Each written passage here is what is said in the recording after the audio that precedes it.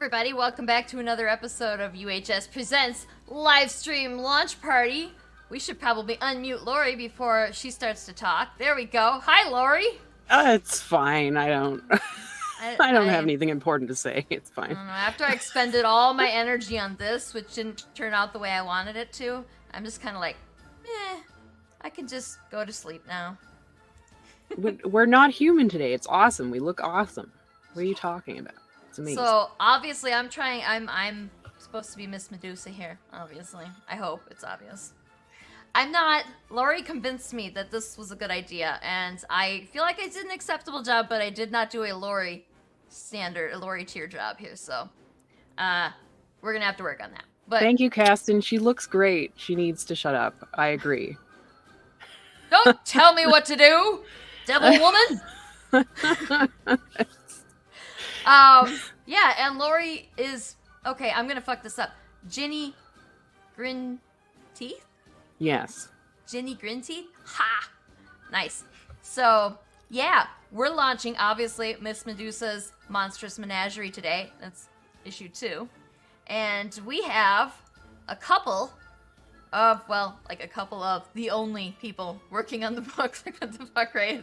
It's like us, and then obviously the people who y'all came here to see, right? So this is I'm having a wonderful time here, man. My snakes are very tired today. So sorry. I'm tired. The snakes are tired because I'm tired. They're taking a nap. Anywho's, yeah. So let's just bring them on here. So we got Paul. Hey, Paul. Hey. Blofeld, I mean. I'm broadcasting from my my headquarters in the Swiss Alps this time. Exactly. And then, of course, the ceiling fan was eliminated. I'm sad about the ceiling fan, but that's okay. That's okay. It was late with Unthinkables too. It was still. What are you gonna do? And then, obviously, of course, I mean, we also have Matt on here, or we have Matt's desk. Aha! I'm here! I was here all along! It was a ruse, I say! Matt's here too! Yeah, I wanted a dramatic entrance, and I hit my hip on my pencil thing, so now I'm just in pain. Oh no! Well, yeah, this jabbing in the window, like... Was it worth it? Oh!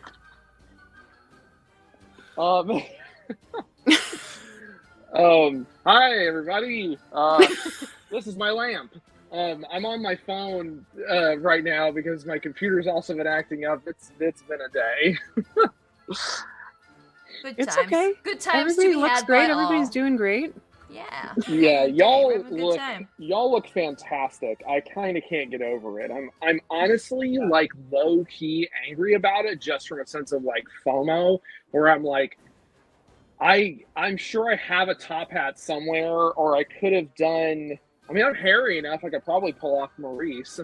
Anyway. Yeah. Well, shit. Go get it done and come back. Yeah. Okay. Hang on. No, I'm tired now, so I'm just gonna sit here. That's generally the problem here, is that there's just not enough energy to do this for every show. That's the problem.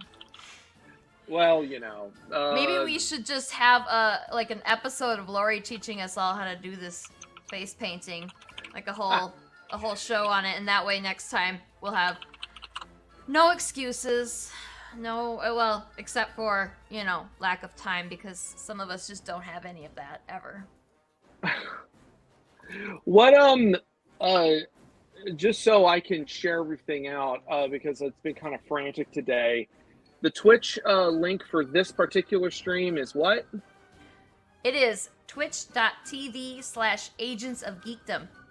So we are on Agents of Geekdom now, and mostly we'll be on that channel from now on, but every now and then when we're doing like a special one, we might end up on our own channels if it conflicts with somebody else's show, because obviously we don't want to be kicking anybody else's shows off. So that's what we're doing, and we'll let you know if that happens. So for everybody watching, we'll let you know if that happens.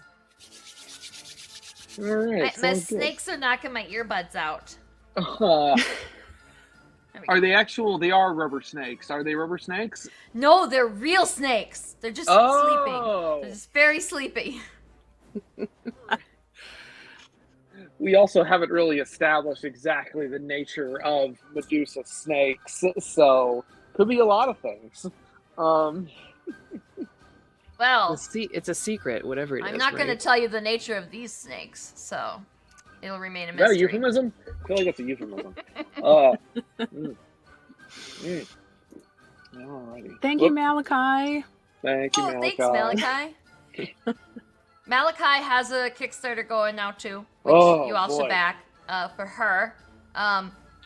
What is Malachi? And I'm gonna have to like go sell a kidney or something, but because I want the whole thing, I want all of it. But I think I'm gonna get the books. I want the original novels for sure. Yeah. Oh, green is a good thanks. Thanks, Brad. See, having mine right next to Lori's makes me realize that mine's way darker and shinier than I want it to be. And so, but this is like my first time, so I mean, honestly, I feel like I did a pretty good job for that. I mean, snake scales are inherently shiny, so it makes sense. Yeah. And we shouldn't be the exact same shade. No. Yeah. So, yeah. Ginny and Gina are not the same color, but you've got. Damn it, Lori! I just noticed you've got overalls on too. I do. So cute. I love it. We discussed this like what, 2 weeks ago at least. We discussed what we were gonna do for this, and I know we mentioned it to you guys, but I think we should probably have. Julie says, "Don't get lead poisoning." Yes, Thanks. It's actually face paint, so I sure as hell hope it doesn't have lead in it, but I didn't really check. I don't read the ingredients now. I feel like it shouldn't. It shouldn't. I mean, honestly, at this point, the damage is done as far as like what lead does to your brains. I grew up in a house that was full of lead paint. It was an old house, so I mean, I don't recall licking the walls or anything, but that probably happened too, let's be honest. I mean, what kid didn't eat stuff that they weren't supposed to? Famous last words. Watch this. Hold my Play-Doh. And hey, this might be the first time that so kind of Lori and Julie and I are all here at the same time, kind of. That might be the first time ever. Which we have never actually met, because Julie, yeah. Julie does Critical Affection with me, which we haven't done in a while, but we want to bring that back. So stay tuned. But one of these days we'll get all three of us together to do a Critical Affection or something, and we can make this happen. But that's still, it's cool that you joined us, because I feel like you would still be at work right now. Well, she's one of those people that wakes up really early in the morning and goes to work early, though, so maybe you don't. I know, right? Yeah, super gross. 10 o'clock is early for me. I don't want to get up before then. Oh, God, I had to get up, I kid you not, at 9 o'clock on Sunday. Mm-hmm. Gross. Unacceptable. Million Years Dungeon. That's, anyway. Yeah, I was gonna say, Lori, Lori's, and Sarah, y'all set a precedent, including for Matt's Monster Movie Mondays, because now I've been looking at stuff and can I get this here in time for the next one? Can I go ahead and look for this on eBay? It's I need this bit of my costume and I need this bit for this screening, and y'all are a bad influence, is what I'm saying. I need to move it again. Makes it fun, though. It does. It really does. Yes, and we don't get to do cosplay nearly enough. I think. I haven't been to. I think I've been to like 3 conventions since COVID started, so I don't get to do this at all anymore. But I used to get to do it every now and then because I was going to 10 conventions a year, which is plenty. But yeah, like and Lori, you don't ever get to go to any because you live in BFE where they don't have conventions. So this is a nice excuse to be able to dress up and do fun stuff. I think. So. Yeah. All right. So we are here. We are here for a very specific reason, and that reason is Miss Medusa's Monstrous Menagerie issue 2. Super Part stoked! 2. I know everybody's been waiting for that. I think everybody's been asking for it since the middle of the first Kickstarter, probably. Everybody's wondering when issue 2 is coming out. Well, it's now. It's happening now. It is now. So yeah. And if we can get so I guess we don't want to be like at this point. If you haven't read number 1, it might be your fault. But like, let's try and do a non-spoilery as possible. Kind of like not a recap, but like try and be as non-spoilery so we can sort of find out what's going on with this episode, with this issue. Can we do that? I mean, can we be non-spoilery and still set up what happened with issue 1 so that we know what we can expect to set up for issue 2? Like, can we do that? I mean, I know I'm usually pretty good at that, of being able to like dance around stuff and stick to like thematic elements mostly. If you want me to take a crack at it. Yeah, well, you or Blofeld, because y'all are the you did this thing. So you did it. It's your fault. You did this, Jacques. Okay. All right. So from issue 1, have progressed to issue 2 as what happens in a story.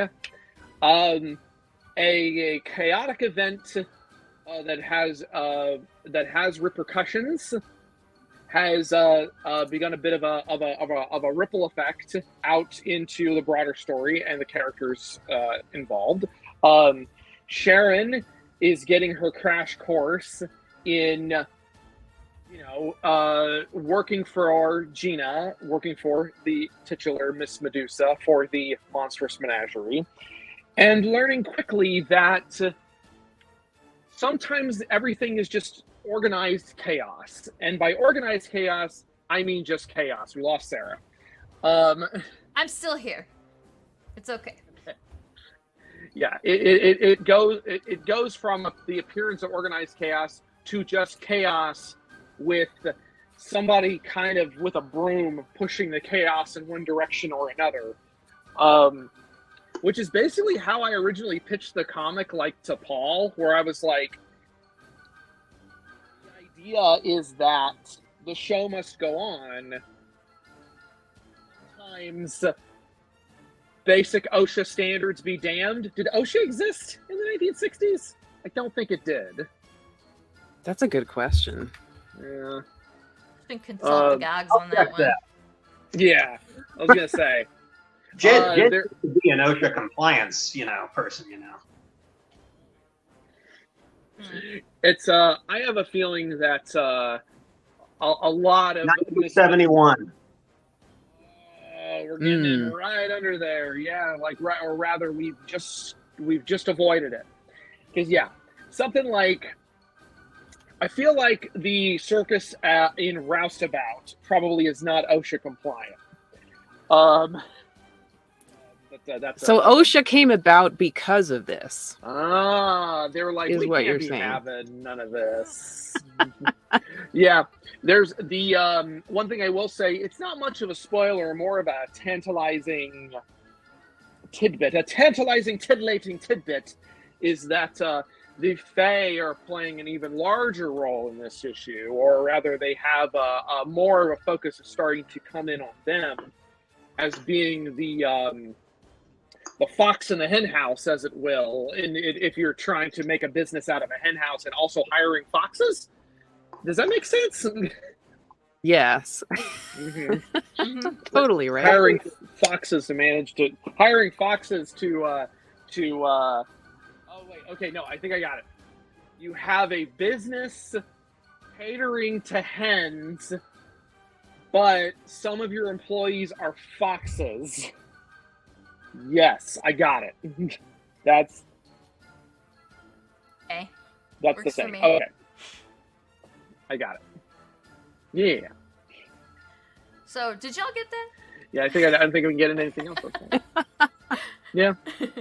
Okay, well, it is about 5:30 Eastern time, so who wants to see the trailer for Miss Medusa's Monstrous Menagerie number 2? I do. All right. I do too. And you know what? I got the controls, so you guys got to do what I say. So, all right, let's do it.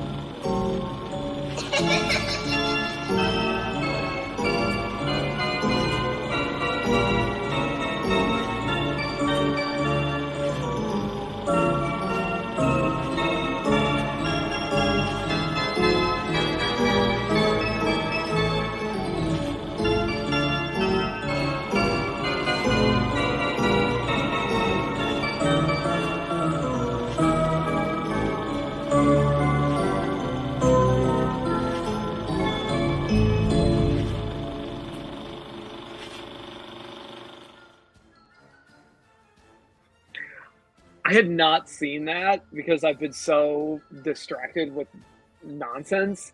I loved that. That was so fun. Right, the little kid giggle fucking freak. I wasn't ready for that. Oh, don't care for it. Yeah, I was not ready for that one. Thank you, Charlie. Woo. We thought we would kind of get a little bit of the first trailer in there and the second one, just because there's so many new people coming into the series. So we wanted to summarize a bit of the series and then also summarize this issue, and also so. Yeah, good job. Yeah. You did a good. That's good. Malachi, I'm pretty sure. So thank you, Malachi. Mm-hmm, Malachi. Yeah, that was so good. I loved that. Thank you, Katie. I really, it speaks to my, like, how my brain works and my ADHD and everything when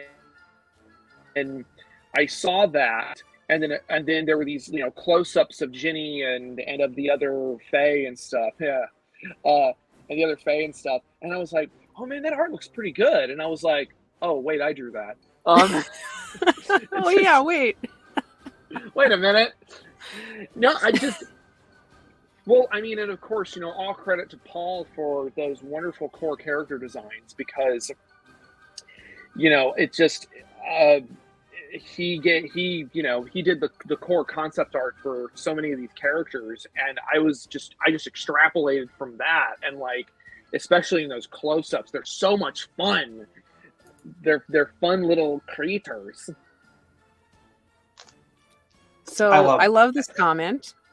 I backed the first book. The art is so good. I looked at it too long, and now I'm rock hard. Same. Can we put that on the cover?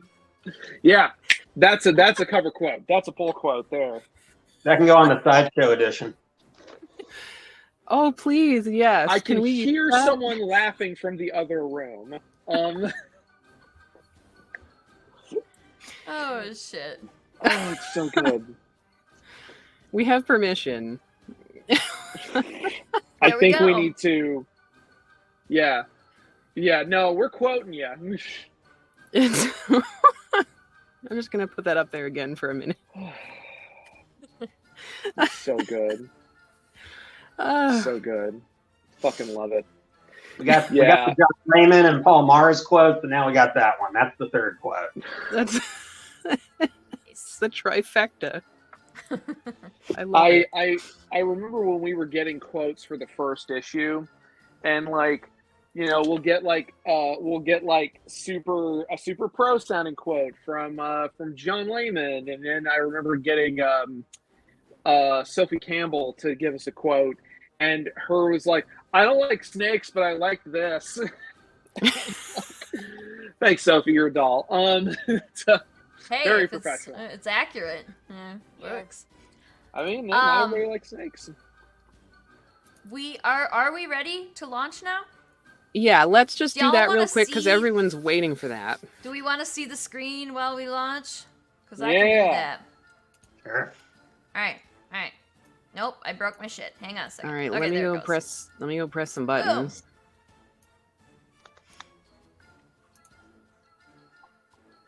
I don't know. This thing gonna auto refresh? I don't even know. Should I be ready to refresh? Okay, it's live. Yay! Whoa! Bam! Bam! Bam! Shabamsies! All right, I gotta put. Who's gonna do the first? Who's gonna get that coveted first backer cheap plaque that I'm gonna laser cut? That's I don't have one to show off. I gotta make like a dummy one that we can show for every Kickstarter. Because I see someone pledging that $1. That's someone trying to get first backer. They're trying to pledge as quickly as possible. Who was that? I'd say cheater, but that's that's legit, right? I mean, totally valid. Yes. Cheater. This was my original first backer reward. Can you see it? And then I got I remembered that I have access to a laser cutter. So y'all are gonna get really fucking cool ones now. So it ended up being that I had to push back like when everybody's getting theirs, but they're so much cooler now. And I'm gonna now that I thought about it, I'm gonna make myself a note to make a template like a dummy one so that I can show everybody. Wow, I just went on it. We're already up to 182. Yeah. Brad Arney was backer number 1. Which Brad. Yay! Nice. Wahoo! Good job, Brad. We gotta get. Go ahead. Oh, sorry. I was just saying we have to get Mike on like beginning of every single one of them just for the launch part because he has epic meltdowns.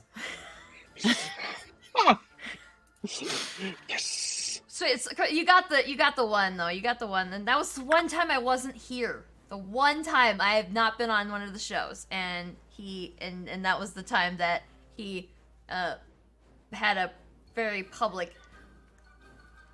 Okay, so here's the thing about having all this makeup on your face that I wasn't ready for is that I have itchy skin. You gotta. The trick is you gotta tap to scratch. Yeah, I'm scratch. using my fancy pen here, and I'm like poking. Yeah, you gotta poke it, basically. You're still gonna get paint everywhere, but you gotta poke it. Thank you so much, Matt. Matt and Charlie Stickney and Ryan Cummins and us, we have kind of a really exciting thing happening later this week that I'm not going to talk about. It's a secret, but it's really exciting, and we're going to announce it, and they're going to be on the stream next week. So stay tuned for that. And they're also running a Kickstarter right now, and we'll get into that, and we'll be sharing everybody's Kickstarters. So stay tuned. Busy bees. Busy Thank you, little Malachi. bumblebees. No, it was funny. I was going through some stuff the other night. Just some stuff. No, because I've got to move again, so I've been organizing and just going through stuff, and I found some Medusa art that from Paul that I was able to like, Yeah. that I was like, oh snap, this is Paul's stuff. So I asked Paul like, hey, do you want any of this? And he was like, no, but maybe just send it to Lori, maybe for rewards or something. And I was like, oh, let me double check and see what's in here. It's like, oh, this is a background, and this is another background, and then the original Sharon art is in there. Ooh. So just got that in the mail. So keep an eye out for that, Lori. Nice. We gotta give away all this awesome stuff, or I'll keep it for myself. I mean, There either you way. go. In addition to If the you wouldn't let me keep the one from a couple weeks ago, so I can't. I can't stand for this. I cannot stand for it. In addition, of course, to the like literal boxes of Godzilla DVDs the two of you were getting, because I have so much stuff. What? I have a legit collection now, thanks to you. Yeah? Like, Yeah. Oh yeah. Exactly. Oh yeah. I mean, I the only Godzilla that I had ever seen was the the 98. 99 one or 98 one, yeah. And Mhm. that was how this whole thing started, was just that movie, and I was like, we should get Matt on to talk about, I'm sure he thinks that movie sucks and I want to know why. That was my assumption. I guess a true fan like yourself would be able to appreciate all Godzilla movies, even if they aren't your favorites. So Well, let's not go nuts. thank you, Well, JD. Thank you, Steve. Sorry, I'm just gonna run in here and thank. There's a lot of comments. So to thank all Yes. these. We really appreciate it. What are folks say? I'm coloring while we're working, and Florgy Steve said, I have got my contribution for the Kickstarter. Florgy Steve. I know Florgy Steve. He's the Steve that's Florgy. Are you yeah. And Andrew says, I was sadly not backer number 1 because I didn't realize y'all were launching it now. Andrew, I think you were still like maybe 10th. Like, I don't think you were very late. Let's see, 6th. So thank you. What am I gonna say? Yeah, the launch kind of snuck up on me too, because after I got my part of Medusa 2 done, I was just like, okay, I've got to go do 95 other things now, and with of course some help from Lori, thank you, and now like I'm just like, okay, now that's all that stuff is done. Maybe now I can have a little time to breathe, a little time to relax, and I have to move in 2 weeks. Cool. What's been a fun relax? time. It's a I lot. don't know what relax is. Hey, Ryan. What's relax? What's a I relax? know not this relax of which you speak. So I don't know if this is like confirmed, but both Matt Knowles and Charlie Stickney seem to be saying that they're also going to be green on the stream next week that we're doing with all of them. So like, Fun. I'll be green again if you guys are being green. We are up to Yeah, 418. We can pull that off. I'm gonna have to get a lighter shade of green though, because this is too obnoxious next to everybody else. Pernicious Pineapple says, backed, yay, need those magnets to complete my set. Yes. Yes. Yes. Very There's cool. There's a Good secret stretch magnets. goal magnet too, I'm just saying again as well. Where's my... oh, I just remember who that is. Yeah. Yeah. I gotta tell you, just what I've been able to go back through and check out. I mean, the colors on this book are coming out so lovely.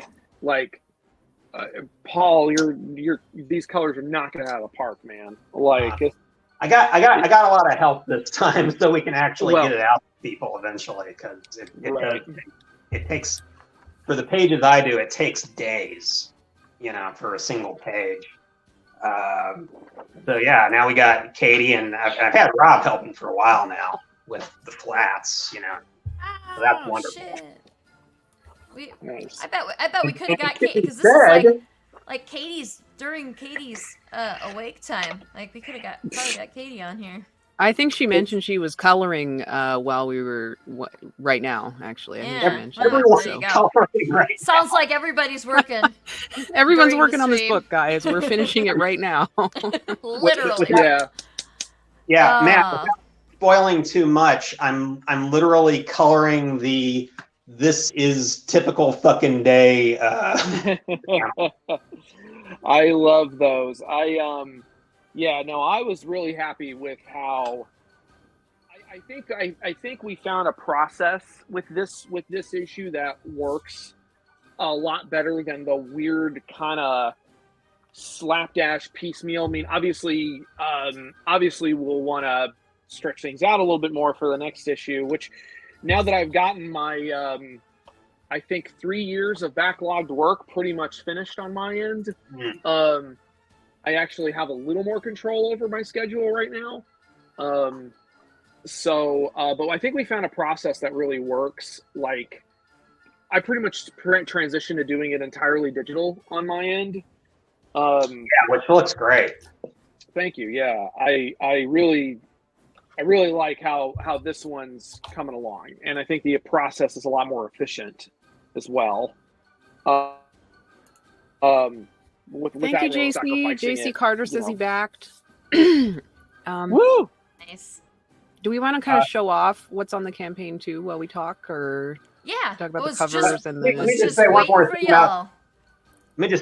about the art while we're talking about it. Important addition: Lori is doing some of the backgrounds this time. Yes. Correct. And yay! It's almost like Lori is a professional inker and has bailed our asses out. Bailed my ass out of 2 situations now. Oh, hey, man. No, I'm excited that I get to work on it. Like, it's pause on this for a second, Sarah, and we'll talk about it. Yeah, I'm gonna open it up in a full screen here. Okay, awesome. It deserves a full screen. Because I've been watching you guys work on it, and like I know how much work it is, but like actually inking the backgrounds is like, it's awesome. It's there's so much detail and everything. I can't wait for you guys to see. Yeah. I'm very grateful I didn't have to do every panel of the sideshow this time. Yeah. And the little light bulbs and the little cage bars. Yeah, God, the cage bars. Oh boy.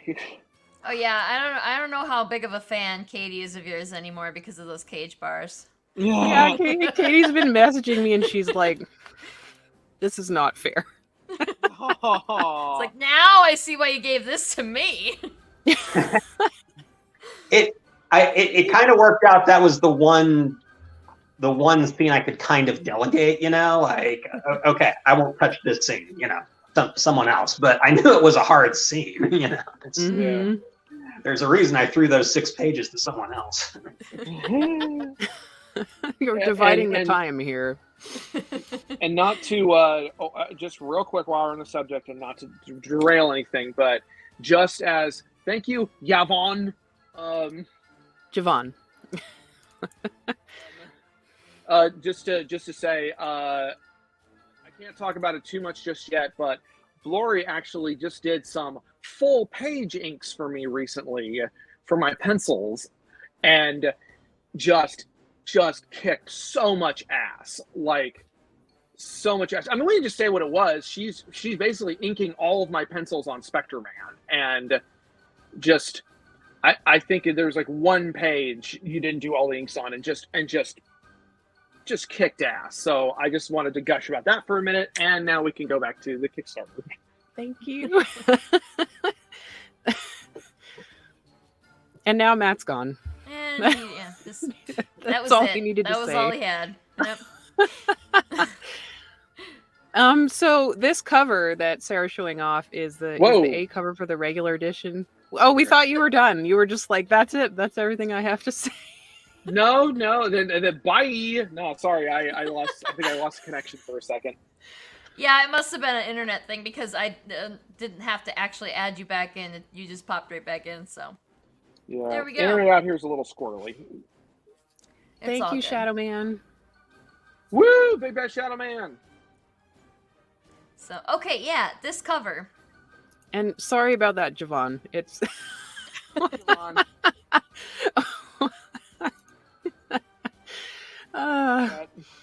Yes, this cover is the cover A for the regular edition. Summerdale painted it. I love it so much. It's so cool. I don't really have anything else to say. Yeah. It's amazing. It's so stylistically unique, and I love the.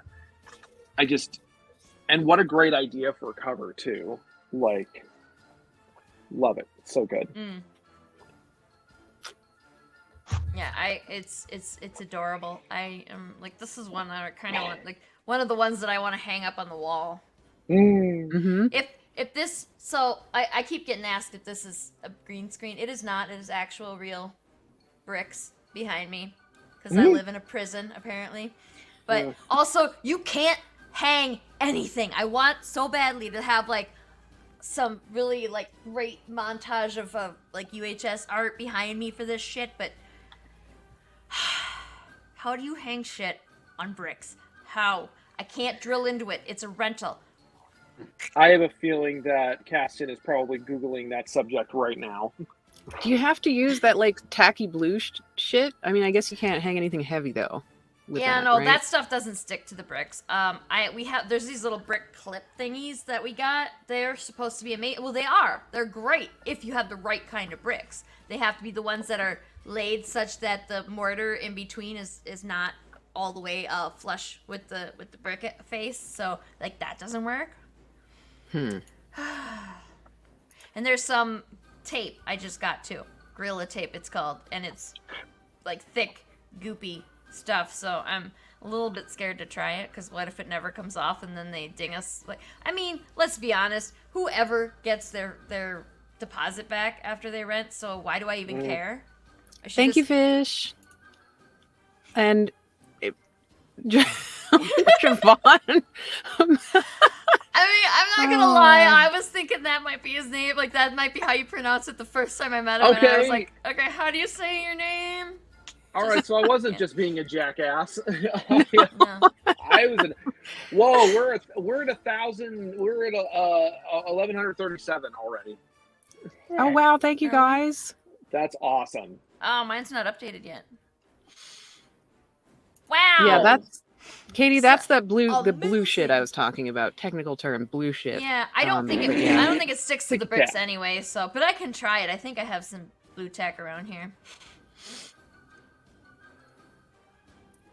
Castor's giving us a home design tutorial here. Yeah, these bricks, I don't know, man. I don't know if that's going to work. I feel like these bricks were made by Satan himself, so. A pinch anchor. But I will figure it out eventually. And then hopefully, well, maybe if I'm really lucky, like, we'll move before that happens, because I fucking hate this place. Oh. I mean, okay, I am fat and out of shape, and I do not need to be walking up that many steps every damn day, okay? We've talked about this. Jeffrey, who's not here right now, so he's probably maybe watching, and he's gonna be mad at me when he gets back tonight, and like, because I called him out. Shall we show some more of the campaign? Yeah, we should. Yeah. But look at it go up! Look at it go up! You guys are amazing. Wow, this is so awesome. I'm so happy. All right, so we looked at this cover. Why you go away, thing? There's Shelly Coat Pipe. The Sideshow's Ninjin. Rare Antarctic creature. Very cool. Maybe. Okay, these are pages from issue 1, so if y'all want to like head over, it's you know what I didn't put up was the ticker to show for y'all to go back. Oh yeah, that would help, huh? Hey, I misspelled it too. Look at that. Good. We'll fix it. UHstudios.com/kickit. There we go. Oh, good times. So yeah, go over there and watch the GIF? Are you all GIF people? You're not GIF people, are you? Because I'm gonna fucking kick you out of the stream right now if you're a GIF person. I swear to God, I will do it. It is graphics. Everybody's silent. Just let her get it out of her system. I feel very strongly about this, okay? So, all right. So let's look at this one too. Yes. Also, amazing. So good. Let's talk about this one. That's by a great artist, and I hope I'm pronouncing their name right, Johann Chazot, who I've known for about 10 years, mostly like through Doctor Who fan art. They're a magnificent Eighth Doctor artist. But they do a lot of stuff, and I wanted to collaborate with them on something for years, and so finally did. And this is a spin-up of a, I think, 1957 cover for Classics Illustrated for Midsummer Night's Dream. It's so good. And there may or may not be some teases here to plot development in the future. What? Okay, back up for a second. Eighth Doctor? As in the one that didn't get to do hardly anything? McGann?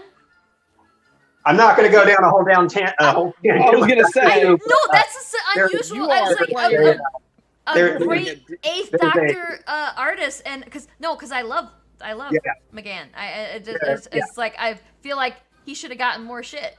He should have got more opportunities and stuff. But like, I'm not a Doctor Who. Right. I don't know everything about Doctor Who. I'm not a big. McGann has done he's actually spent more time acting the Doctor than like a lot of much better because he does the there's a lot of like radio play. And oh right, yeah. Yeah. See, I don't actually. I've never heard any of those, and I kind of want to, but it makes me mad. But because I thought that the one thing that I saw him as the Doctor, and I thought he did amazing in it, and I was like, but there's nothing else. Why? Oh yeah. Totally underappreciated Doctor. And what's cool about Johann is they've done all these illustrations for the audio stories and the novels. They're just wonderful. They have, I don't want to say quirky, but they're very charming. Yeah, nice. It's they have their own style. It's like nothing else. And we got to see a photograph of this because it was done on paper. I'm not sure if it's markers or paint or both, but it's so pretty. It's very pretty, yes. I just love seeing such stylistically different interpretations, and just I always have enjoyed like the idea of variant covers. Like, I know some people, there's sort of I remember especially back when I first started working like full time in the industry, there was sort of there was a bit of a stigma, and there probably is still a stigma towards variant covers. But personally, I like having the options, and I like having all these different interpretations from different artists. Like, it's nice. Yeah. And in our case, we've for people who are new to the series, we've gone above and beyond here. We have a variant edition. It's not just a variant cover. Mm-hmm. The Sideshow edition has different extras. It has a different back cover. It has nudity in it in this particular issue. It's the Roger Corman exploitation movie version of the story. Right. There was some I don't know if it was complaints, but there were comments about not enough or not very much in the first issue Sideshow edition. Yeah, there was one I remember, and let's just say definitely we took that to heart, and they might get more than they asked for. Do you hear that, guys? Do you hear that? They might regret asking. We took the comments, and Paul takes your shit seriously. We're not fucking around here. Oh yeah, I had a couple of people ask me when I at the 2 conventions that I've had Miss Medusa for, because pandemic, but had one person buy one and they came back the next day and they're like, I thought you said there's nudity in this one. I was like, well, there is. But I warned him. I was like, this is just the warm up issue. So don't freak out. I told him that, and he was still unhappy. I was like, just wait. Okay, you got to be patient, because by this time I was well aware of what was happening for issue 2. So I was like, just wait. Okay, you need this one to know what the hell's going on, but just wait and get number 2. Just trust me on this. Okay, trust me, guys. If people are looking for that, it's very clear at the end of the first issue that we put Chekhov's gun on the table. Or Chekhov's troll penis. On the table. Those of you who now let me follow up with, there's nudity in it. I'm not saying it's what certain people are looking for. There's equal opportunity nudity in that's actually kind of an important point. If I'm going to do a story with that, is that has to be how it is. It's got to be equal. So this is an important question for you guys. Katie has been bugging me about nude or topless Iktomi because she has a crush on them. So do we have any information about that? Knowing what I know about Iktomi, the fact that someone has an immediate crush on him is very fucking funny to me. Iktomi is a crabby old bastard. It's almost like he's got a chip on his shoulder. Yeah, we don't have as much time for him in Arc 1 as I'd like, but I'll give a little spoiler when we get to Arc 2. There's gonna be an all Iktomi issue. You hear that, Katie? Katie's like, I better be coloring that one. Yeah, I was watching some. Because Movie Bob has his his Schlocktober marathon every year, where he goes back and focuses on and does spotlights on different weird horror movies and monster movies and stuff. And he did a spotlight on a movie called The Manitou. Oh, yeah, that one. Paul knows what I'm talking about. And there's an actor who plays this Native American medicine man kind of hero character, and his attitude kind of makes me think of Iktomi a little bit. This whole my fee will be $10,000 to the American Indian Educational Fund, and the white guy he's talking to is like, all right, anything else? And he's like, well, I'm running out of tobacco, I'm getting a little low. And just there's something about that attitude of just oh well, I guess I'll use some tobacco. Because if Iktomi could really have his druthers, I think he'd ask for a little more. It's a weird little anecdote that just popped into my head, and I'll be quiet now.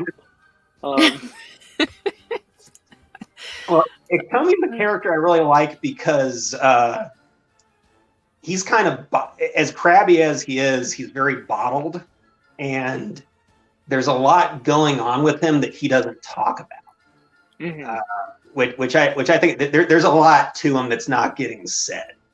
And when we get to Arc 2, we'll get a better sense, and maybe the kind of character people initially think he isn't quite what he is. And I'll just say, he's a trickster. That's he's someone you got to watch. Well, for now, the mystery is making him sexy to everybody. So, yeah, he's gonna. I mean, Paul and I, when Paul used to live in my area, I remembered we would have our meetings, and which is to say, Paul would essentially do dramatic readings of the script for me, and there would be these moments with Iktomi before we even had a script for this particular issue, but we'd hit these moments, and I'm just like, I'm just like on the edge of my seat, just being like, what's gonna happen next? Like, just I'm so ready for those moments. Oh man. Yeah, Mike Dolan. Like we've barely begun to, sort of like get the plot going. But in issue 2, we start to put some stuff on the table. Some stuff starts cooking properly. Yeah. Love it. Mike Dolan says Chekhov's troll penis is a great name for a band. That would be. I'm gonna guess that's gonna be pra ska dubstep for a band. There's somebody else said something about a band name up in here too, didn't they? So we had a couple of band names happening up here. I think that was also Mike. Pinch Anchor is a great name for a band. Pinch Anchor. And Mike, I saw your message about sending me the link to the radio episodes, and thank you. I appreciate that. I'll listen to them. I have like the YouTube Premium now. I got it as a birthday present, so I can listen to that shit in the car now. Ooh. Awesome. Pretty spiffy. Katie says, I may need to do fan art of Iktomi.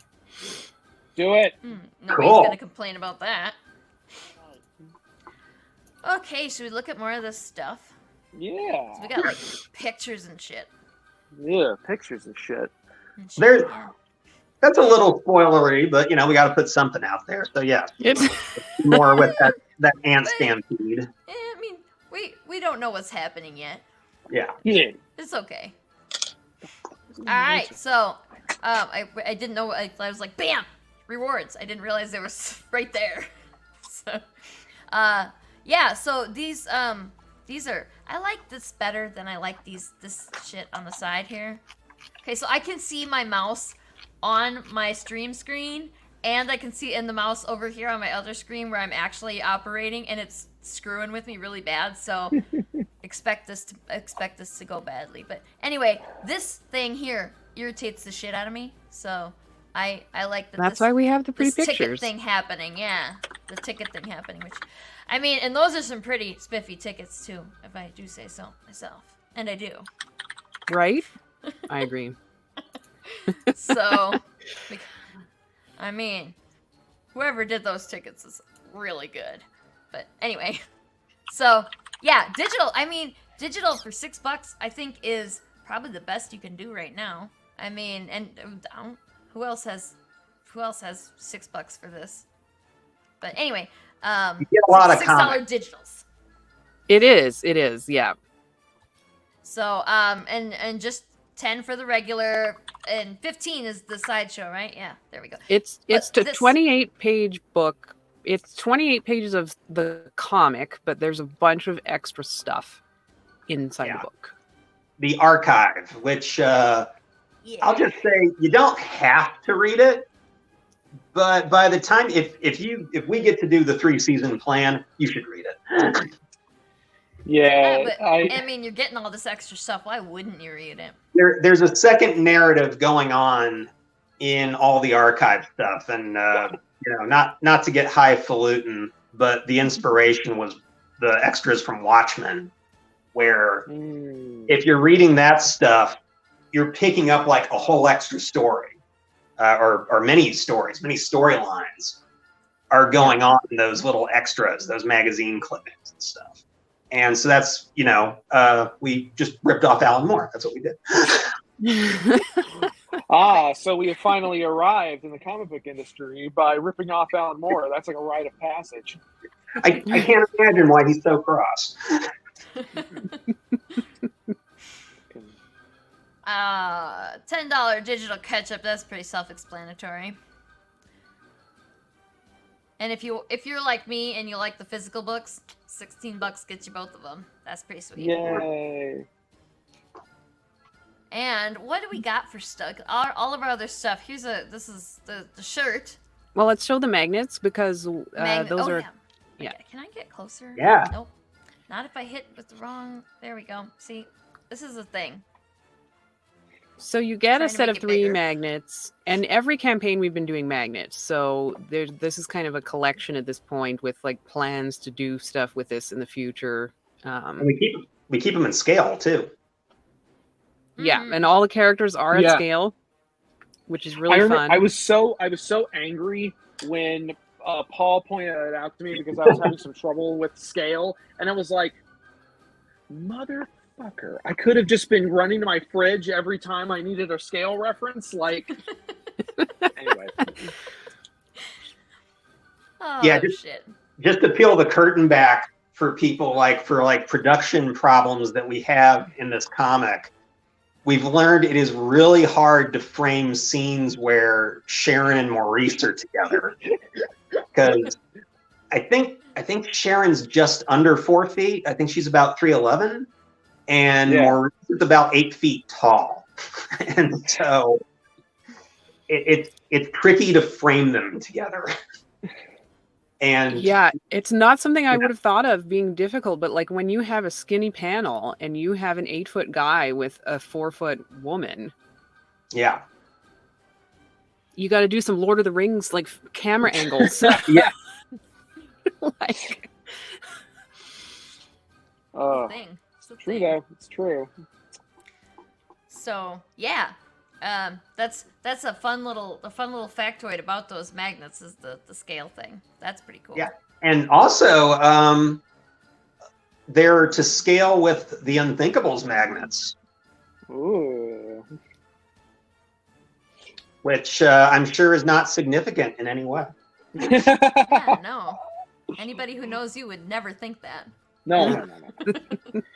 Well, I don't know. I'm just hoping that there will be to scale that when the Inevitable Pops are made, that the Maurice Funko Pop will be just a little bit taller than everybody else, and the and Sharon's will be like a little blind bag or like a little like a keychain or something. There'll be a hazel one that you have to like take out of the bag with tweezers.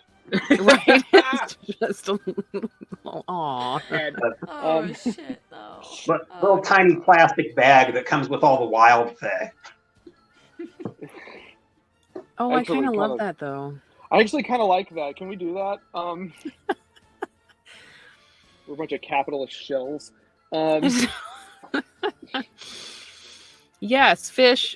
Fish is talking about Green Zone. His character Virgil is 8 feet, and he's like I don't know how you would describe him. A humanoid lizard. Yeah, like a lizard frog.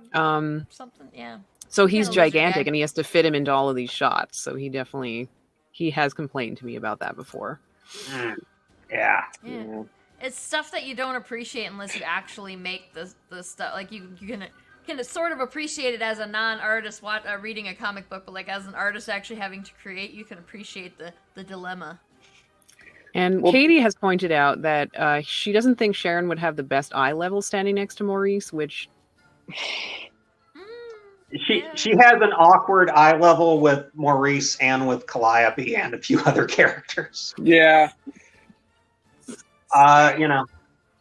It actually does like kind of make you wonder, like, oh yeah, man, like being just almost like being a little person has a lot of challenges that come with it. Not the least of which is just having to do this all goddamn time. Just right. Oh, that hurts my neck just thinking about it. Oh, excellent posture though, wouldn't you? Because you're always looking up. You have better posture than most. Like, and the we're neck all, problems like, all the time. Yeah, I don't know. Yeah, it would be a thing though, for sure. It would be fun. Hey, J-Man. Hey, J-Man, thanks for joining us. All right, so whoop. Why doesn't it get any closer? There. I guess that's the best I'm gonna be able to do here. But so yeah, our shirt. Since we seem to have a trend of wildly inappropriate shirts, you can see Matt is wearing one right now, actually, with Maurice that says "Get fucked by" on it. Can't wear it in public.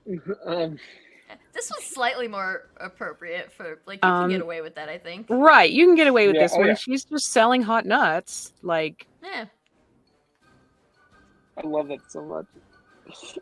It's okay. Like I feel like because I go to a lot of those the family oriented cons, the smaller ones, and I think that I could get away with this one there.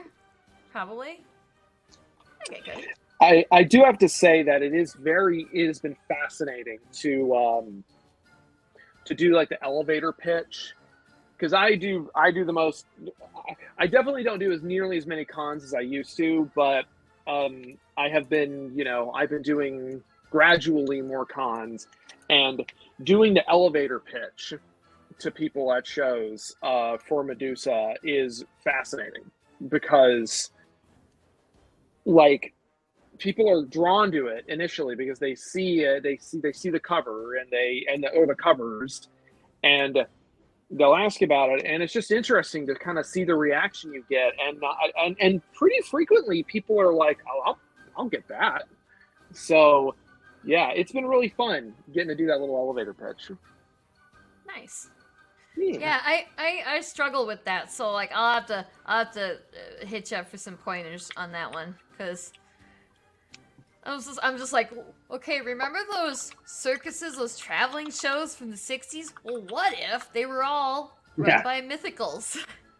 And then my number one question is what's a mythical? And I was like,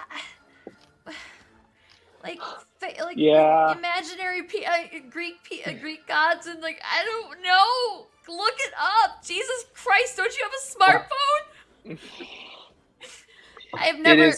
I've never cried at a show, but I get frustrated sometimes. Well, even in the series, it's kind of a questionable term. What is a mythic? Like, because the U.S. government has kind of lumped them together, but it's really a blanket term, like the way it's used in the series for anything that's just not human.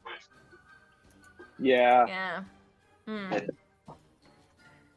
I mean, yeah. What I typically tend to do is I tend to err on the side of just right off the bat, just be like, it's a carnival operated by mythological creatures and characters. Yeah. Do you want to know more? Like the Starship Troopers thing. Like, would you like to know more? And then, if they're intrigued, I go into it where it's like, well, this is an alternate universe where after World War II, all the mythological characters and creatures and gods and stuff all turned out to be real. And now people have got to learn to live with them. And this is from the perspective of this carnival run by Miss Medusa, quote unquote.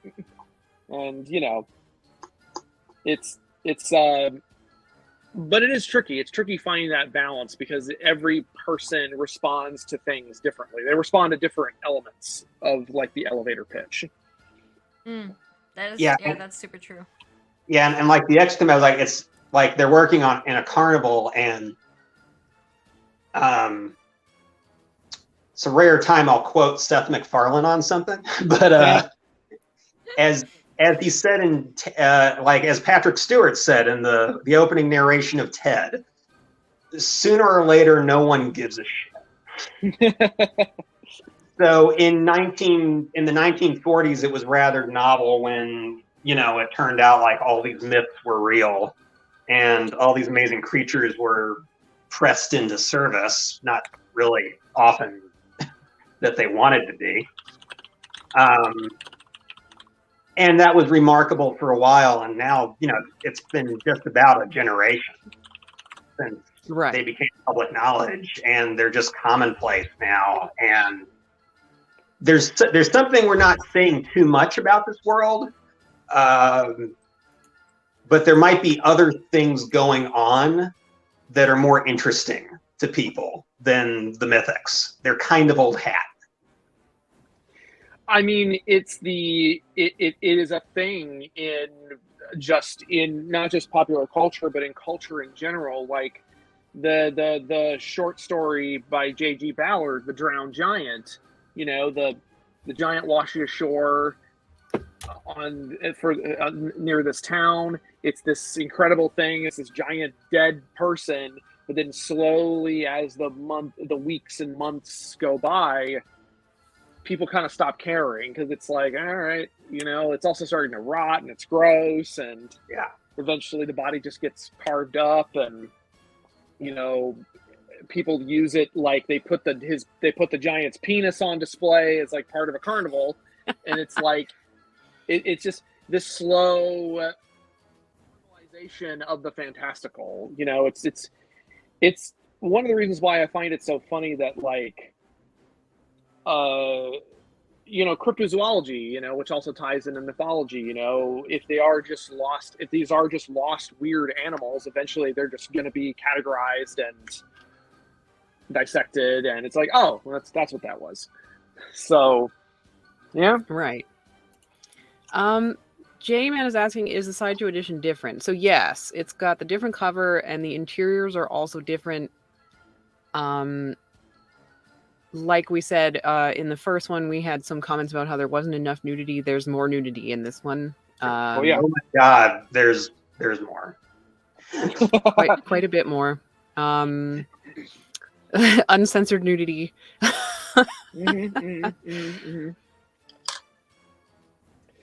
So, I love the tone with which Paul said that. It was borderline. Help me.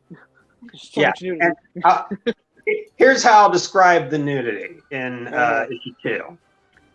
As the narrator in the trailer for Beyond the Valley of the Dolls said, something for everybody. Nice. There you go. Right. There you go. Okay, should we look at more of these? We got a couple more here. Don't like the getting a hollow cover. It doesn't. You can't make a mock-up of those. So just like rainbow. Take our word for it. Rainbow cover for it, just because like they don't look. You cannot make a mock-up of the cover that is going to look even a quarter as cool as the actual hollow cover. So just the rainbow cover is just there so that you know it's not regular. So we're just gonna skip past this one here. But this one's a good one. And this is a limited tier 2-4. Yes. Yeah, I think we went with 4. Yeah.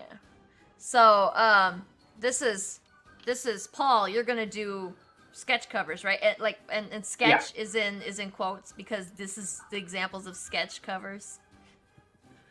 So by sketch we mean like pretty much just a full hand drawing. Fully illustrated. Yeah, it's a complete. Right, and by the way, I don't guarantee like full color. Well, you know, it depends on the one. Sometimes they're black and white. But yeah, I will do those once we've got everything squared away with Medusa and it's off to print. And maybe there's one other secret project we're getting towards the end of over at UHS. and then I'll be working on just, you know, commissions based out of this. Yeah. Go ahead. I was just like, this is I just you everything that you say is a sketch. Like it's way more than a sketch for like what I consider a sketch. So like no matter what you end up doing, it's gonna be above expectations for whoever backs at that level. So I'm not calling you a liar. I'm just saying that your version of sketches and my version of sketches are different. They'll get the $90. I mean, and that's a good thing for anybody who backs at this level because you're gonna get way more than you paid for here on this. Yeah, because that's pretty cool. Like the flip side of that is that's why I make all these. You know, it's got to be a Medusa subject, or I'll do Unthinkables too. You know, and that's it. Yeah, I do have that in the reward description, so people. Yeah, definitely. Look at these things, these cool tickets to get your general idea, but once you pick the tier, make sure you go into this side here and like actually read what the tier is, because if you need to make sure. You need to make sure that that's what you want before you back at that level. Yeah. Yeah. I was going through I was looking at the sketch covers that I did for the first Medusa, and I remembered thinking like, man, I wish at the time, I wish I had time to sling a bunch of color on the ones I did. But I still like. They look pretty great. I'm still really proud of how they came out. Like I actually, it's like the Jenny Green Teeth thing. I was like, wow, those look really good. Oh, right, those are mine. It's like, yeah, because like I remember the Godzilla one was like I was like, we knew we were going to get a Godzilla one, and I definitely wanted to plug Medusa into that one. And really, the only one that wound up not being Medusa related was was somebody's fan character, somebody's original character, and I didn't mind doing that. I actually like how that one came out too, especially because I based it off of my friend Kat, because the original character design kind of looked like her. But it kind of it's also kind of put me in a weird position where I'm just like, well, not only am I feeling like I had to match. I was feeling a little bit bad that I couldn't match Paul's level of color and detail. Now I'm like, oh man, now all the sketches I do in the future have to look like that. I have to be that level of quality. I can't just fart out a sketch like I used to. So, great. My petard? Ruined. Gotta stop calling them sketches though. We gotta come up with like a synonym for sketch so that it sounds fancier. You know, like maybe use the French word for sketch. What's that, Lori? What's the French word for sketch? That's a good question. That's an obscure word. Sketcho. Oh wow, I gotta think about it. That's Spanish, not French. That's Esquí? I gotta look it up. Esquí. Yeah, see, we gotta call them that, and then it sounds fancier, right? Oh, we should have been doing this a while. Man, damn it. Anyway. It is Esquí. I didn't mess it up. Esquí. Yay, go me. Yay. So, let's look at the other limited tier. We've got another limited tier, and that's Paul's stuff as well. And I forgot what it was, so somebody else talk about this one. So this one's it's a digital commission. Instead of a commission on the cover of your book where you get a sketch cover that Paul draws on, he does a separate commission that's digital, high res, that you can print out or do whatever you want with. And those are some examples of stuff he's done of... that was for the Unthinkables one campaign, yeah. Yeah, I kind of feel like a dick now because I put the limited stamp right over Rowan's face, and this is like my favorite of your pieces of her I love that ever. piece. And I put the fucking stamp right over her face. God damn it. I'm fired too. Everybody's fired. Everybody's fired. Kickstarter over. In my defense, this was a last minute one, and I was not fully paying attention when I threw it together. So Mark said, it's not really a good defense, is it? Mike says they're artisanal covers. Artisanal, I like that. Like fresh spring water. Right. Artisanal sketch covers. That's just pretentious enough to work. Right. We are almost to $2,000 for the Kickstarter. Just giving everybody a heads up. We're in 17. We're almost to 1,800.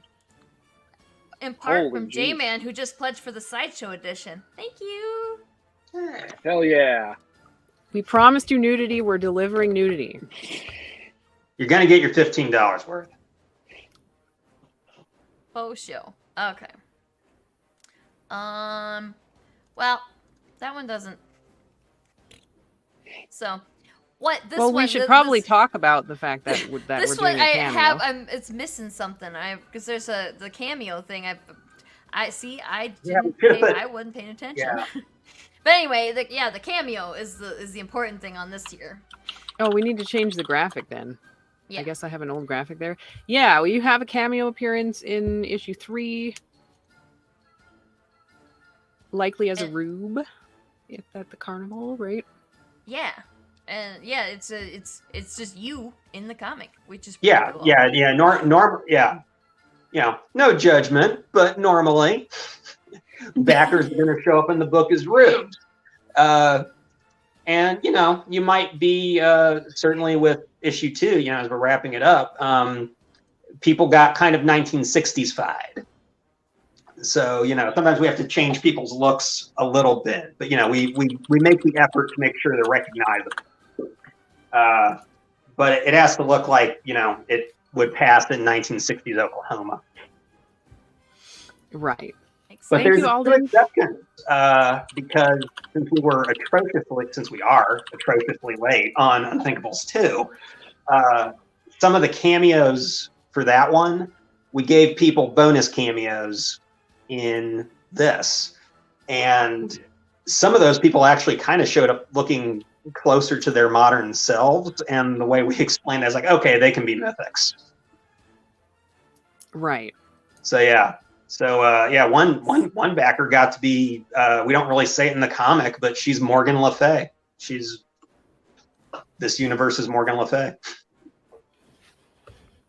There you go. I'm excited for them to see. So, yeah, that's fun. How many people get to say that they're in a comic? So, that's a good tier. I wish I had enough for these. Like, when I go and pledge to comics, I wish I had enough money for all this stuff. So many things I want to get. Not enough cash. Anyway. Alright. This one is the one that's kind of, I think, unique to us. Is the standee, right? That's this tier will get you. Yeah, so you get a full size. In this case, it's Maurice. We did Gina last time. I can't. I just the idea of seeing this gigantic Maurice standee is extremely amusing to me. So this is a life-size. It's a life-size cardboard standee. You can keep it in your bedroom. I don't know, whatever you want to do with it. Like hang your clothes on it. I don't know. Sleep I am. Oh, I mean, there was the talk of scaring the shit out of your kids or roommates or whatever with these things. Like, you can do that. We got ideas for it. I mean, we want videos if you scare your kids, though, please. Yeah, that's. Please. I mean, it's never not funny to watch somebody else get pranked, right? This is a harmless prank, so I'm okay with it. You just get a little scared. Katie says, I hope someone puts one of those Maurice standees in a reception area somewhere. I would love that. Yeah. What's the name of the comic store in back where in Jersey that Zach used to go to? And yeah, they have a Medusa standee, right? And yeah, and they said that one is gets lots of attention. So hopefully, well, it'd be cool if they get the Maurice to go with the Medusa, but they're gonna run out of space pretty fast if they keep getting all of the standees. I was gonna say, as badly as I want the Maurice standee. I just don't know, because they're so damn big. I'm gonna cart them around. I mean, people like them really like them at they really like Gina at conventions and stuff. So maybe we'll just have to say screw it and just, I don't know. We'll figure it out. I just know that Gina can't travel with me internationally. Oh wow, gosh. Yeah. I don't think that'll happen, unfortunately. That sucks. I'm just imagining, like, if we manage to do the kind of run I want, which is 56 issues, it's going to be, and if we keep doing one of these for each issue, it's going to be a hell of a thing. There's going to be like the creepy Westworld decommissioned basement where 56 characters are sitting. I kind of want that now. Like, just yeah. Imagine if you had a big blank wall and you could do this. It'd be a really cool group shot thing. We'll be down to Lou Garou, the chili dog vendor, and Chalupa Cabra, and like all the. Oh my goodness! Random Midway vendors. We're just gonna have to set up like a life-size carnival and put all the standees. Oh, there is something appealing in a sort of want to watch the world burn kind of way of just saying fuck it and doing just doing a standee for every single one of them, and just something about that. It's like there's something both upsetting about it and also like I want to do it. Like, and then there might be somebody out there who would get all of them, and then I want to see I want to see photos of the collection. If that happens, that would be not to disparage our fans or supporters, but I also feel like I wouldn't want to know that person.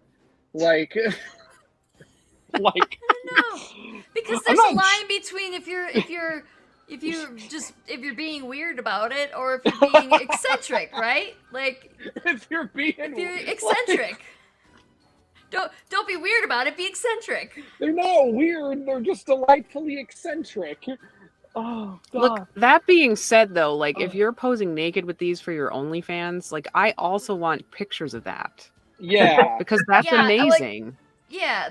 But not don't make us join your OnlyFans to get that. So. Yeah, no, like, the least you can do is just send us the pics. Yeah, like, we're not gonna show them to anybody else and like take money from you. We're gonna direct them to your OnlyFans because we're nice like that. We'll do that for you. Matt says 56 issues. We won't tolerate anything less than 59. Matt, shut up. Oh, no. Oh, and then you got right behind Matt. You got Katie. Iktomi standee. Katie wants an Iktomi standee. If we talk about somebody getting weird with the standees, Katie, we just talked about this. I would have to think about. I have specific issues about merching Iktomi. That's a good point. There's certain characters I'm a little careful with. Like Iktomi's one. Like there was a talk about like should he even be in the series? Do we want to touch rather active belief systems? Sure. And the initial thought, Matt had was like, let's not, let's like acknowledge them, but they're kind of like, fuck your circus, so they don't show up. And then I kind of looked around at like, for better or mostly worse, certainly other white assholes have, taken these characters quite flippantly and done stuff with them. And so I was like, you know what? Okay, we'll do it, and then we'll be the last ones. We're going to show you why not. Well, I think the important thing to remember is that these are not props. These are characters. Characters that have their own inner lives and motivations. And I think as long as I'm not saying that gives you carte blanche to do whatever, because I mean, again, early on there were discussions of certain Native American legends that we were thinking about including, and then the more you learn about this stuff, you're like, oh well, this particular thing is super disrespectful to talk about outside of the context of the tribe, or this over here is really sticky. This is really sticky ground where like the lore is not super clear outside of the tribe. And so but I think that in this particular case, we're doing our best, and we're trying to again make a character who is compelling in his own right, that also lines up with the lore, with the established agreed upon lore. So doing our best. I don't want to spoil too much, but I'll say like I think people will pick this up from the first issue alone.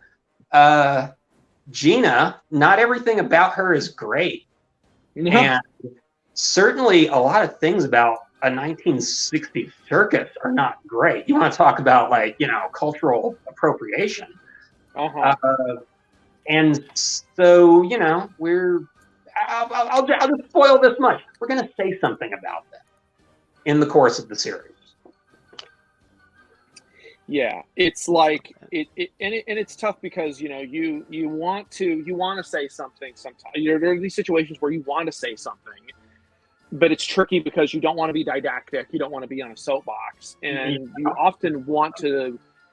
You also want to try to bring something new to the table. Try to bring a fresh perspective. So you're not just hammering the same points over and over again. That was the reason I could get my head around writing Tomy into the series. Right. Yeah. Mm-hmm. I already love him. Well, we'll get into that more in Arc 2. That's where a lot of bad shit's gonna come up in Arc 2. Mm-hmm. Arc 1's the fun one. So okay, and then like thought. So I had to scroll up to make sure. Like this is the big one. There is all the stuff that we already talked about. So I guess we're good there. All the merch that we talked about, but you get that specific pile of it for that. Yeah, cameo, standee, everything. That's an everything. Yeah. Tier. Which is take it, all of it. Pretty good tier. So I'm gonna go back up because I want to see where we're at now. Wow. Oh, nice. Yeah, we're almost at 2,000. $5 short. Jeez, yeah. From 2,000. It'll be good. So close. Hi.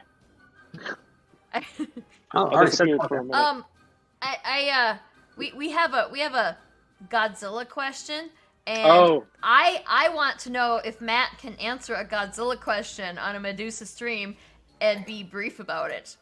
Okay, I'll set myself a timer. All right. J-Man said this might be off subject, but I know Matt is a Godzilla kaiju expert. My question for Matt is, what do you think about the Criterion Collection Blu-ray set of Godzilla in the book? I've loved Criterion Collection Blu-rays, but I've noticed some of the newer releases don't have much special features like they used to on past releases. That's all Toho. That's all Toho restrictions. Japanese Blu-rays and American Blu-rays are on the same region. And Japanese Blu-rays, especially for Godzilla movies, are super expensive. So Toho doesn't want American Blu-rays to compete with the Japanese Blu-rays so that fans would just import those. Answer over. Nice. Yep. Nice. Good and brief. There you go. Oh, you're welcome. Well, we've got another monster movie night coming up. Oh yeah. Soonish. I don't remember. 6th, I think. Yeah. 7th. No. November 7th. Yeah. Okay. Yeah. I don't know. I'm actually got like weirdly tired. I think that the hat is because I have all this extra stuff in the hat now, and it's like squishing my head a little bit. So. Oh no. So my brain's not getting any blood anymore. Oh no. But, no, it's actually fine. I think I'm just tired because like I had all this adrenaline from getting all ready for this, and now it's like crashing. It's time for a nap maybe. And also I've got a cat sitting over here waiting for some food, and I'm getting some evil eye happening over here, so he might just be sucking all the life energy out of me right now. I'm not really sure. But anyway, so yeah, we talked about like where this book is going. We talked about the sideshow edition. We talked about the rewards. What else do we want to talk about here? Talked about how fun it is for Katie to paint or to color the bars. the many details. I mean, I'm trying to remember how quickly, because we for the first one, for the first Kickstarter, we got funded within how many hours? It was like 3 hours, 2 hours? Yeah, it was a little over 2 hours, I think, which was really cool. That was so fun. What did it just go up $1? It might have. Went up $1. One whole farthing. Oh. I was Take hoping it it. would go, because if we would have had it go, and there it goes. Woo, there it went over 2,000, yay. I was hoping that we would have had it go, like, the 70, because it was 74 and 1995, and I was hoping that the the next backer would back at $5 exactly, and then it'd be 2,000 at 75 backers. Was privately wishing that for my little things have to be even and level and stuff in my brain. Aggressive OCD. Oh, I don't know how aggressive it is. I would have a much neater house if I had aggressive OCD, right? I don't know. I actually have no idea how OCD works. It's probably so much more nuanced than that, but that's what everybody says in the movies, right? But I was gonna horribly say, oversimplifying it. I think we might be getting a casting comment from that for that. Oh shit. Well, yeah, no, that's what they do. That's what the entertainment media does to all of them is vastly oversimplifying. Is just ridiculously oversimplifying autism and ADHD and OCD and all of the D's, I guess. Well, according to Shane Black, autism is the next phase of human evolution, which is why the predators want us. Okay. That movie sucked. Tell us how you The really Predator. feel. Prey was good. I liked Prey. I still haven't gotten to watch that yet. I keep Jeffrey wants to watch it too, and so I keep not watching it to be nice. Because I can't not get, like, if I watch something first and then I sit and watch it with him, like I am capable of not talking during a movie, but then I get all excited during the parts that I know are coming up, and I'm like, it's hard to keep that. Like I'll be like, and you can't just sit silently and not emote at all. It just doesn't work for me. It's very difficult, and I don't like doing it. Speaking of somebody who's watched 2 kaiju movies with you thus far, that sounds completely accurate. Yeah, it's not. It's difficult, and it makes watching the movie. It makes the experience less enjoyable. So I just have to wait until he can watch it too. Mike Dolan says stretch goal suggestion: Lori's Ginny Grinty's cosplay cover, which we sort of were talking about. Why haven't we done that? Can we do that?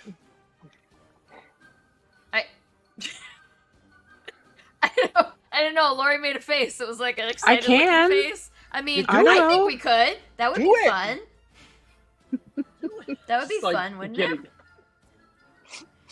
I'm gonna need some double-sided tape to do a full body cosplay. I'll send you an Amazon box. Like, just do it. I'll send you a box full of double-sided tape. Well, I don't know if you need that much, but yeah, like that could be a thing.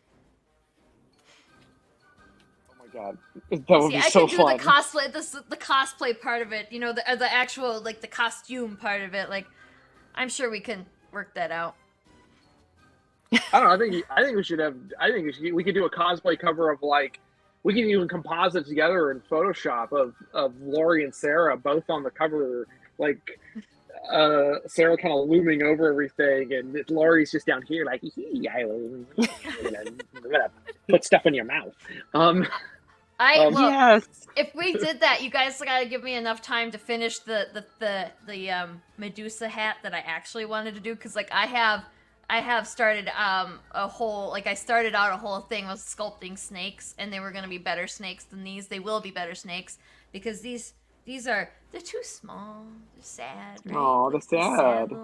So, but I started a whole thing, and I was like, well, I am never gonna finish this. This thing is gonna take a while to finish. So I'm gonna.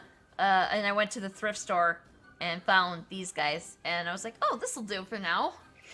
So, but I knew I wasn't gonna get this is my biggest, I think, pet peeve about myself is that I have really good ideas that I really get excited about, and I have them the day before I need it to be done. Oh yeah, I mean, why is that? Why do you do this to me, ADHD? I was gonna say that, boy howdy, that sounds like an ADHD thing. Oh yeah. Oh man. That's. I don't know why. So I can't. I mean, I love the good ideas. I love the weird ideas of stuff to build, and I love doing that. But like, why couldn't it have? Even a week, I probably could have gotten something thrown together. But this is not enough time. Like, a couple of days before. It was just I knew I wasn't going to be able to do it, and like luck was that I was able to get some toy snakes, some sleepy snakes. Sleepy snakies. Yes. I mean, I'm sure there are like some snakes that are more coily and like, you know, just for like a photo shoot, you can maybe if somebody somebody just out of frame can like have little strings like pulling them up a little bit. Like that'd be cool. The puppet master. Well, I was gonna make this whole thing and with the idea that I could wear it to a convention if I wanted to. Yeah. But with the weight that just these snakes are adding to it, I don't know if that would be a possibility. Because that would be a lot of weight on my head for a long time. I don't know if I could handle that. That you would have I'd to get angry after a while. Yeah, you would have to. I mean, it would be like any other cosplay. You know, you couldn't wear it all day. Yeah. You'd have to like Yeah, schedule it out. Yeah, you gotta like just get your hour or two walking around, and then you change it to a t-shirt and sweatpants and no bra for the rest of the day. Exactly. I know you don't appreciate the no bra thing, but just trust me on this. Every woman that's watching right now, every woman, like Lori, like back me up on this. If you are in a very uncomfortable outfit for a while, then it's absolutely no constricting undergarments at all. Not even a sports bra. I mean, yeah. On a certain level, I get it because I'm the sort of person who doesn't even like to wear pants.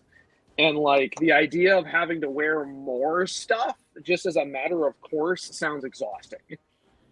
The one of the best feelings in the world is like taking off a bra after wearing it all day and then like touching not necessarily your boobs but like the skin where the bra was. Yes, exactly. Because like it's been stuck in there all day and it's just like yeah. It's not exactly itchy, but just like to run your nails over that skin that there's been no air touching all day long. Like it's very nice to actually be. Yeah. I mean, it's fundamentally like I'm thinking of my like experiences that I can having. No, you know what? I friggin' was talking about it on Twitter. Speaking as a man who has worn his share of corsets, yeah, I mean, it's all in there. And then at the end of the evening, you're just real sweaty. And it's like, it's like, oh man, is this one even salvageable at this point? And, I can't put this in the washing machine. I've got to like hand wash it. So. Yeah. And the skin where like the band of the corset is like. Oh yeah. Yeah. It's a toughie. It's a toughie. Do you want to touch it? Is that one of those? Cause I have when I've done a cosplay. Cause usually, like I said, I'm the one making the cosplay for somebody else to wear.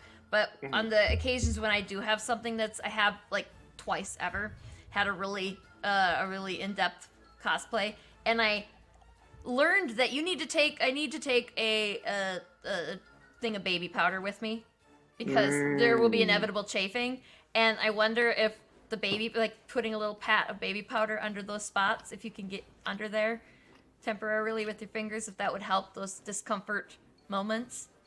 I don't know. I don't do a lot of corset wearing, so. I'm sure it sounds like something that people who wear a lot of latex would know. Like. For sure. Yeah, baby powder's a must for latex stuff. And lube. Mm-hmm. Gotta get it in there. I didn't think about that. You need lube to put it on. You would. Yeah. How the hell else would you get it on? Yeah. Yeah. I have a latex top, and it's like one of my favorite tops, but like it's a production. And you cannot wear that sucker in the summertime either, or you'll just die, I assume. I've seen cosplayers go to cons in a full body latex, and I don't know how they're doing it, like without liquid cooling going through the suit. Like you would just. I think I'd lose 10 pounds of sweat because it's all trapped. Like there's no air at all. It's just plastic. Yeah, and like, would you make it through an entire day like that without collapsing with dehydration like that? Yeah, you'd have to hydrate. That sounds terrible. I mean, it's like you're functionally wearing a skin tight Godzilla suit, and as I mentioned before. Nakajima used to lose like 25 pounds of water weight per filming, and that he wasn't even in the suit that long, like every day. Yeah. Yeah, I did. I went to a My Little Pony convention. God, this has been. I don't know if Julie's still here, but like it was a long time ago. But Julie was there too, I think. And there was a couple of people dressed as ponies, and I actually got into an elevator with one of them, and I was like, I gotta ask you, like, how are you not boiling to death in there? And he just popped the head off of his costume, and he showed me a very intricate network of fans. Like, they look like computer tower fans to me, and I imagine that probably would be one of the easier fans to get to, but like just a very well thought out, well planned network of fans in the whole head. And he was like, yeah, and there's blowers that go down the suit too, and there's like padded, like spots that were padded on the butt to make the butt look more pony like, and they had fans in there too. And it's like, yeah, you would have to have, that would be a very important place for a fan, I suppose, in that general area. I mean, basically. Yeah. Oh, thank you, Matt. Thanks for joining us. Yeah, we're going to talk about it. Like I said, we're going to talk about it more later this week, but you guys should back Heirs of Isildur also, and they're going to come on the stream and talk all about it, but you should go back them. Yeah. Excite. Yeah. I mean, basically, you know, honestly, like if you're doing cosplay and if you're doing like a super elaborate cosplay, people who make fursuits, like especially super elaborate fursuits, I mean, they know what they're doing. Yeah. You need to be an engineer and a seamster to do that.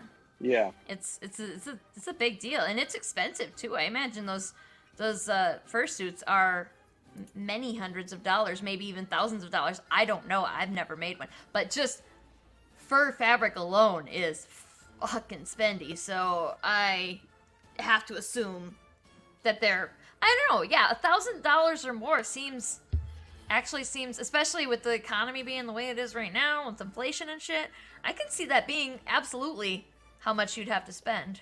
Wow. Yeah. Yeah. Yes, Steve. Yes. Oh, At yeah, least for absolutely. me, I would always much rather that it's winter.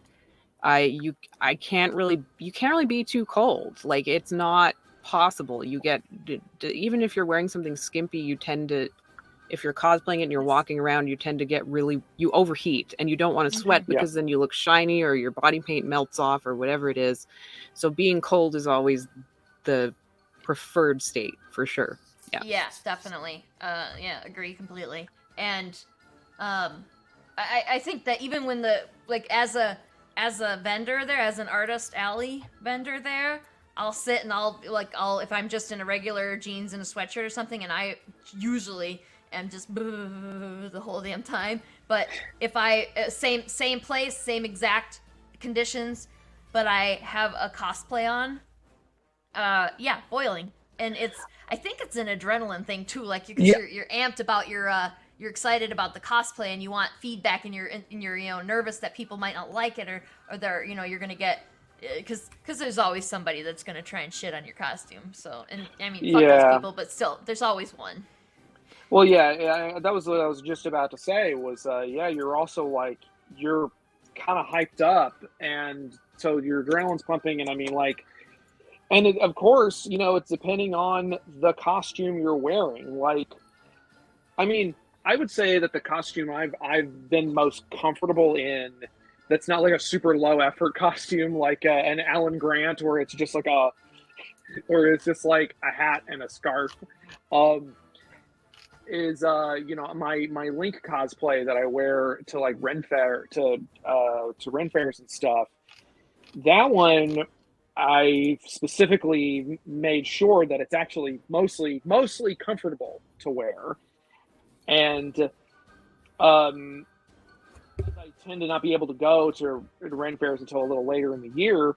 It actually is pretty cozy. I'm rarely sweating my ass balls off in that outfit. But I haven't worn it in an indoor con yet, so maybe it would be different. But anyway.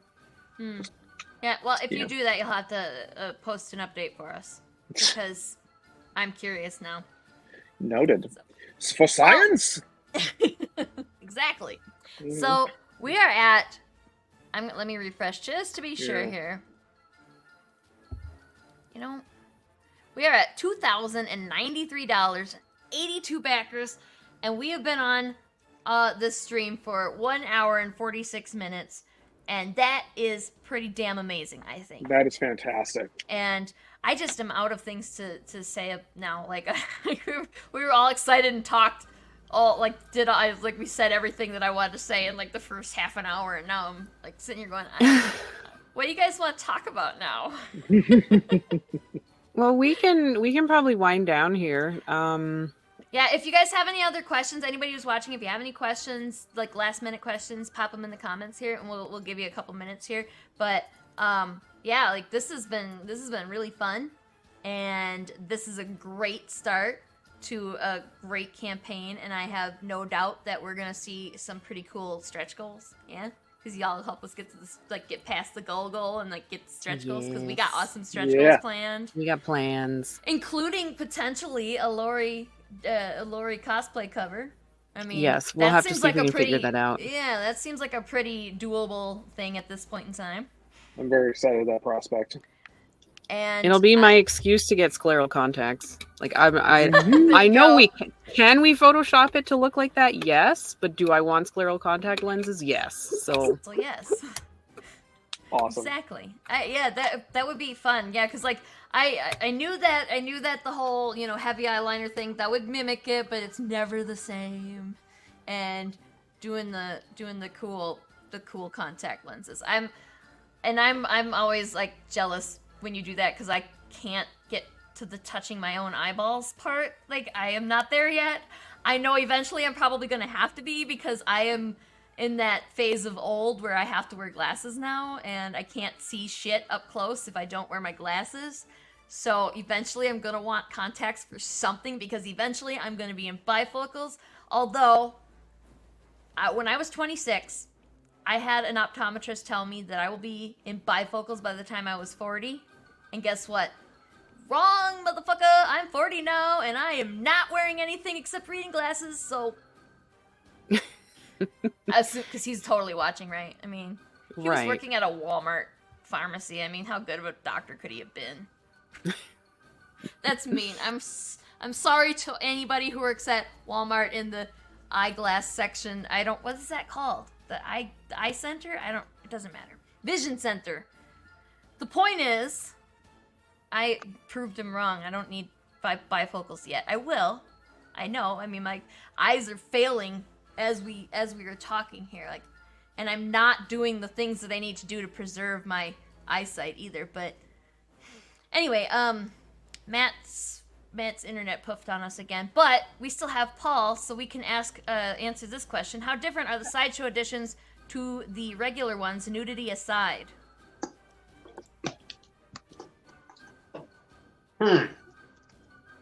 That's basically it. Oh, the archives, right, are slightly different too? The archive for this particular one is also like is there? No. Yeah, there's nudity in them, right? That's what we. Yeah. Actually, there was some nudity in the archive too that got censored. That's about it though for this one. It's usually going to be that, because I don't give a damn about cleaning up the language. I'm not going to do that. Yeah. They talk how they talk. It's funny. Like, there was a time where we thought we were going to make the series something more like the first stab at it. It was more like a Dan Slott comic. It was a bit more, and I like Dan Slott stuff very much. It was more like, kind of gee whiz, and wholesome, like a She-Hulk or Great Lakes Avengers, kind of type of humor. And then I started reading about Carnival. It's like, no, that's not how they're going to talk, like when the mic's not on.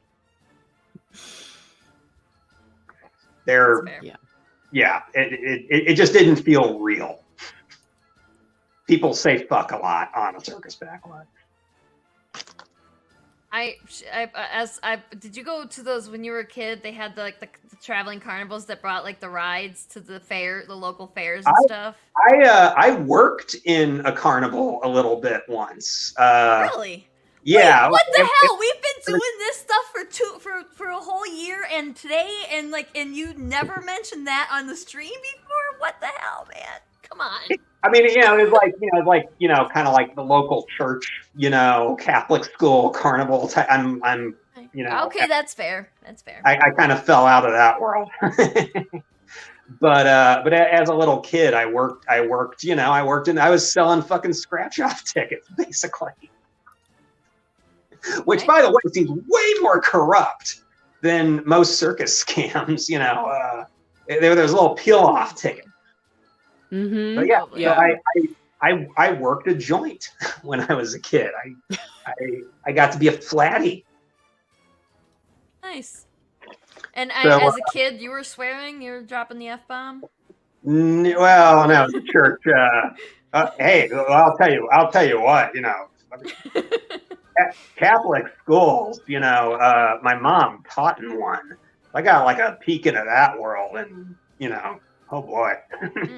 I went to a Catholic school. I believe you. Yeah. Good times. There's way more going on in those places than you think.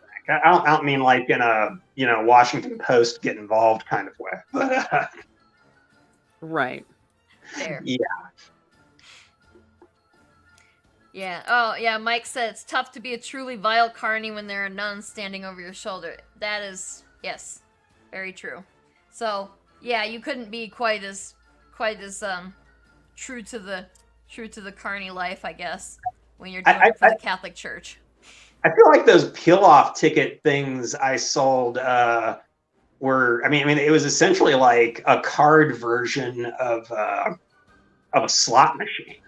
That's what they were. It's like you ripped them off and you had like cherries and bars. It's like, well, what the? Why is this okay? Because reading about like carnival, the laws they had to negotiate. There's a lot of stuff about like games of skill versus games of chance, and you had to sell things as games of skill, even though they often aren't. Right. Oh, Matt popped back on. Yeah. We'll eventually get into, again, it's like there's so much territory to cover in Medusa. We do have a thing coming up, Lori's read it, where the intricacies of a particular rip-off carnival game are discussed in great detail. The game Razzle Dazzle. And I was going to ask if it was the ducks with the epic. It's not that. It's not that. That game sucks, man. Those are their own scams.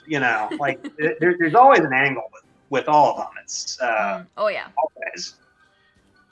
The one you should never ever do is the one where you toss the rings at anything involving like you throw a thing at bottles. Don't do that. That Razzle Dazzle one though, you sent us like a video or a couple of videos, like kind of detailing how it works. Yeah, and it's incredible. Like it's marvelously corrupt.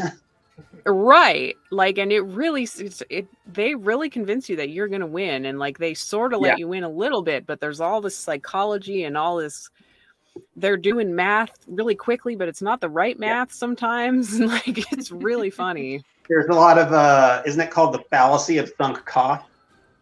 Right. Where you realize like, oh my God, I've spent way too much to get this, nowadays. Like, like I think the video that we watched, where they're doing it like a UK fairground, it's to get a PlayStation. And you realize, like, this person has already spent way too much to get the fucking PlayStation, and the fucked up thing is they're never going to get there. Yeah, it's... For a kid, it seems more alluring, though, because if your parents told you can't have the PlayStation, and then you win it, like, they can't tell you no if you win it at the carnival side. They're clearly gearing that towards kids that don't know any better. Yeah. Like, which is shitty in its own right, but yeah. I don't think Matt's gonna be able to come back. His stuff's busted, I think. Katie said, whenever I think of carnivals, I think of Sam and Max Hit the Road game and the Whack-A-Rat game in it. I don't know that game. Sam and Max games are great. I was one of those people whose parents told them they couldn't have a PlayStation when I was a kid, so I don't know a lot of video games. And I assume this is a video game. Okay, yeah, computer game. Okay. My education on video games kind of ended at Super Nintendo. Right. The 16-bit one. I actually had zero interest in video games as a young adult until somebody showed me. Oh, I had a roommate who had a boyfriend who brought his PlayStation, or no, his Xbox over, his Xbox 360 over, and they were playing Elder Scrolls Oblivion, and I didn't even care about that, except that I would watch it sometimes just in the interest of hanging out with my roommate. And then one day, everybody left me alone all day. Which was very unusual. I had the day off of work, and I had nobody there at all to keep me company, and I got bored, and so I turned on the Xbox, and I made my own profile, and I started playing the game, and then I was like, yeah, you guys aren't getting this back. So that was now I specifically, well, I had an Xbox 360 for a while for the games, and now I have moved to Steam, so I've got my PC to play the games, and that's how I'll play them from now on. But really, that's really still only interest that I have in most games, as a general rule. I did play Stray. We occasionally play Don't Starve together as a group. Not as a group, as Jeffrey and I. And I do like to watch Jeff play games that and I'll watch like GDQ and stuff where other people are playing the games, but I don't play them myself anymore. It's kind of sad now that I'm thinking about it and saying it out loud to a bunch of people. Oh, and Animal Crossing. I forgot about Animal Crossing. That one too. Oh yeah, that one's fun. Yeah. That one's very low pressure, though. You can't really lose Animal Crossing. So. Alright, well, I guess, like, we said everything that needed to be said. We went off on our little tangents here. I think that we got all the questions that everybody who's watching wanted to ask. So. Yeah, we're just shy of halfway. We're at 21:26 right now, which is awesome. So thank you guys very, very much. Yes, so excited. This is going to be a fun campaign. And then J-Man swings in with a last-minute question. Lori, do you ever have cosplay mishaps? Sarah, how are your cats doing with you in cosplay? Yes, definitely. This was almost one. I'm very unhappy with this paint, actually. You can see it's coming off, and it shouldn't be because it has... Anyway. But yeah, like, I almost had an issue with the face paint, and I almost just scrapped it and did nothing, but persevered. But that's what happens when you do it like 2 hours before and you're experimenting. Yeah, that's the fun part about cosplay, is that you will have these mishaps or grotesque failures, shall we call them sometimes. And it's fun though. Even when it sucks at the time, it's fun in the end because you learn something new every time you screw up. Oh, Matt's back. Matt's back to close us out here. Yeah, my phone decided to tell me to go fuck myself, and it won't even connect to the internet now. So, ow. Thanks for that. And my computer was like, "You don't have a microphone. You don't have a camera." And I'm like, "They're right there." And it's like, "No, you don't. No, you don't." So I had to get a completely different room with a completely different setup. So, yeah, sorry about that, everybody. Good times to be had by all. Yeah. But well, I'm here. I think that we're just about done, so you get to come back so that we can say bye to everybody. But thanks, Fish. Knew you guys were gonna kill it again, he said, and thank you so much. I appreciate we all appreciate the support that you guys all give us, and like the indie comics community is the best. Makes me wonder why the indie comics community isn't a bigger deal in the the grand entertainment stage, because it's because we don't have any money. That's what it is, right? It's because we don't have any money. That's all it is. It's 100% the problem. If we had money, then we would be the big two. Well, I mean, that's the thing. Like, I mean, there is a market for indie comics. There always has been a market for these smaller industries, these more personable projects and industries. But I mean, every major corporation on the planet right now is currently looking at how to harness all of those AI art generators so they can just cut artists out of the process entirely. Like, so like they hate working with artists. We're all like artists and writers and stuff. We're all like all these ideas and thoughts and concepts and the high concepts and stuff. So anyway, so yeah, and we're also humans who need to be paid so that we can eat food. Yeah, but I think that it's extremely cool to see like the support for this sort of stuff, and I'm just really happy because I was like, I think it said something to the fact that that indie comics have this audience, because I know a lot of the people who are regulars on my stuff, Miss Medusa doesn't directly appeal to their sensibilities, but the fact that y'all have an audience that's already super loyal and likes your stuff and likes what you do, it's very gratifying. It's gratifying to know that there's like other avenues to get creative projects out there. Yeah, and it's like, I strongly, like, everybody that you know that's not into the comics, just tell them to come read some indie comics, because they're usually better in that they're different. Not that the big ones suck or anything, but I mean, sometimes they suck. Let's be real. Let's be honest here. Sometimes they do suck. But like, you're getting, I mean, take Medusa for example. Where the hell have we had a story like anything like this in any of the mainstream comic companies? Like, and as far as UHS comics in general go, we have like one that's even kind of a superhero story, and that's all you see. In the other, like the big two, and even Dark Horse does a lot of superheroes, and all the it's like, where are you gonna find that stuff in a comic, in mainstream entertainment, mainstream comic book entertainment? So, I remember one positive review we got, kind of like their only caveat was they were kind of like, I don't see where this story's going yet. And you could tell it with great love to the person who gave us the positive review. You could kind of tell they're like, okay, when do they save the world? Yeah, right. When does an Infinity Stone, turn up in one of the tents or something? And it's not that kind of story. No, absolutely. It really is. Yeah.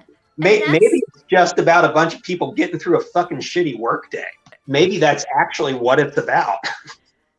Yeah, and that's like that's another reason why people should come read indie comics too. It's because not everything is about saving the world. Yeah. And come read this stuff and you'll find out. I mean, I'll say, like, in this issue, you're going to get a better idea of what the problems are they're dealing with, like in this first arc. And there's two good ones. It's like, oh shit, like it's a problem. It's a problem like people might deal with in real life if they work in a slightly shady industry. Yeah. J-Man said, I love that you did a carnival book. Old school carnivals and circuses are a dying thing of Americana. Very true. Mm-hmm. I haven't seen a circus in like 20 years, like an actual legit circus. Yeah, I'm curious how many people actually who read us have actually been to a circus. I mean, closest thing I can think of is, like, for me, is going to stuff like the Texas Rodeo or the Texas State Fair or something. Like, state fairs are kind of the closest thing I can think of. And yeah, they'll probably be like some of the last vestiges of that. Mm-hmm. Well, there's some constructive. There's some constructive reasons why circuses are dying out, but not all of them are like bad. It's just that's not where you can make a living anymore, and it's not where you can make a life anymore. It's just progress. I guess a lot of it's just progress. I saw Ringling Brothers twice when I was a little kid, and yeah, that stuff can go. You know? We still have Cirque du It's no Soleil. way. I went to see them when I was younger, and they're still pretty big. Well, yeah, that became That's the different. that's the good circus. Let's get the circus without animal cruelty, where we're Right. just risking human lives. Right. And they're okay with that, so it's right. Yeah, well, yeah, humans can give consent, right? Yeah, it's consenting adults, and everyone signed waivers. There we go. Yeah. Okay. Well, we actually went over the 2 hours now, so. Well, thank you guys for watching We're and at backing. $2,182.87 backers, and y'all are amazing. And if you want to support, but you don't have the money, if you got to spend that elsewhere, totally understand.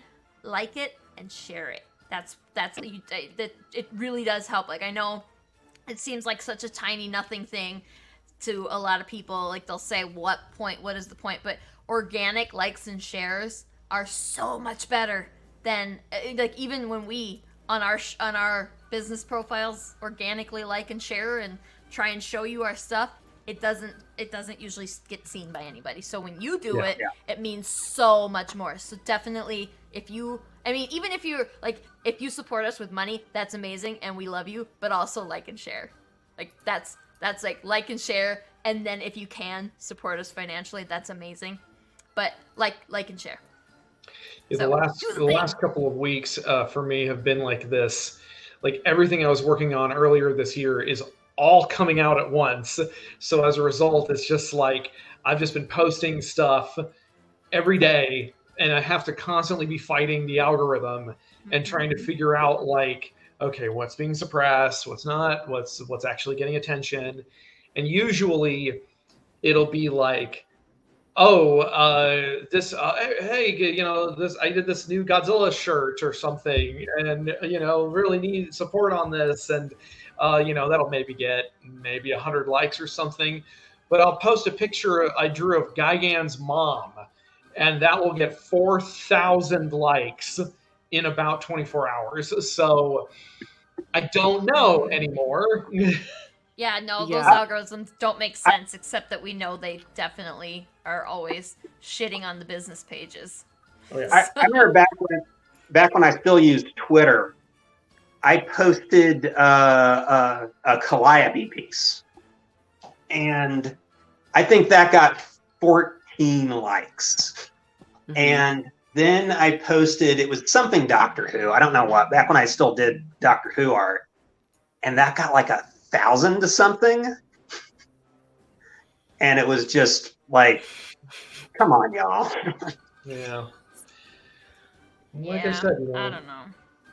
I don't know. But just suffice to say that your organic likes and shares are really awesome, and they are helpful, even if you don't think they are. They really are, and it's amazing to see. Even if only 1 or 2 people shares our stuff, it's still like, it gives us a little shot of dopamine every time. Like, it's like, oh, they liked it, yay! I know that's how it is for me anyway. I don't know about you guys, but like, I think it's every single time. It doesn't matter if I get 1 like or if I get 50 likes or like what. I'm not getting 4,000 likes like Matt is, but I'm working on it. I'm working up to that point. But like, if I get a lot of likes, it's like, if I get 1, it's as good to me as if I get a whole bunch, a whole shit ton. So not only are you helping us by getting more people to see our stuff, you're also giving us our daily dopamine. So extra for our mental health. Yes. Right. Oh, Kenneth popped in. Said, excited for the new book. Good luck with the campaign. Thank you. Thank you so much. Kenneth. It's gonna deliver. It is, for reals. It's gonna be amazing. Yeah, I'm excited. All right, so we do have to get out of here, like for real get out of here, because I know tonight, if you stick around on the Agents of Geekdom channel, is Top 5 Live with Morgan Iverson and Javon and Danny Quick. I don't remember who else on the show. I'm bad about that. But like fun show. It's a lot of Javon and Morgan arguing, and it's hilarious to watch them argue. So go, yeah. If you don't have anything else to do tonight, just leave it on this channel, and they'll be on shortly. I think their show is gonna start in like an hour and a half ish. So yeah, we better get out of here and let them take the stage on the Agents of Geekdom here. And for you guys, next Monday for UHS Presents is our Pyro Maker episode we were talking about with John Springer, who's a maker and he's a teacher. And what else does he do? He makes stuff. He sets things on fire. He teaches people how to set things on fire. Nice. he makes his props shoot fire. Like, it's a lot of fire. So just come and talk to us about that. And if we're really lucky, maybe he'll be tuning in from on his location where he sets things on fire. That would be really fun. I don't know if that's gonna happen, so don't Fingers get too crossed. excited for it. But so. And thank you very much, Paul and Matt, for joining us today and talking about this stuff. And thank you all for watching and backing and liking and sharing. I keep saying it. And let's close her out by watching that Medusa trailer one more time. How's that sound? Yeah? Yeah. Yeah. All right.